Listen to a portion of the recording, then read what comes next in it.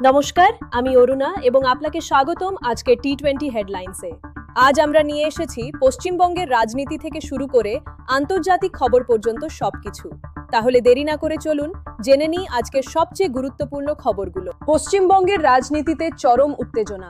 আগামীকাল দ্বিতীয় দফা ভোট অনুষ্ঠিত হতে চলেছে, আর তার আগেই গোঘাট এবং জগদ্দলে সংঘর্ষের ঘটনা ঘটেছে। তৃণমূল সাংসদ মিতালি বাগের গাড়িতে হামলা, পুলিশের লাঠিচার্জ এবং একাধিক জনকে গ্রেফতার করা হয়েছে। কেন্দ্রীয় মন্ত্রী অমিত শাহ জগদ্দলের জনসভায় ঘোষণা করেছেন যে বিজেপি বিধায়করা পরের মুখ্যমন্ত্রীর নাম নির্ধারণ করবেন।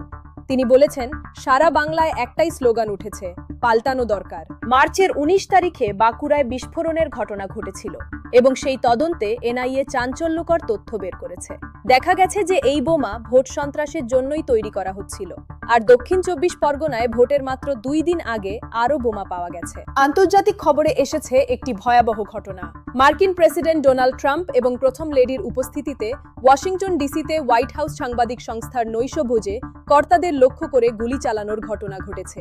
সন্দেহভাজন ব্যক্তি ক্যালিফোর্নিয়ার টরেন্সের বাসিন্দা 31 বছর বয়সী কোল থমাস অ্যালেন হিসেবে শনাক্ত হয়েছেন এবং গ্রেফতার করা হয়েছে। বাইক র্যালি নিয়ে হাইকোর্ট নির্বাচন কমিশনকে প্রশ্ন করেছে, কেন শুধুমাত্র বাইক চলাচলে নিষেধাজ্ঞা আরোপ করা হয়েছে, গাড়িতে নয়?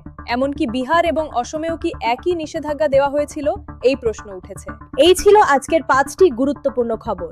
আরও বিস্তারিত জানতে এবং সর্বশেষ আপডেট পেতে টি20 হেডলাইন্সকে সাবস্ক্রাইব করুন।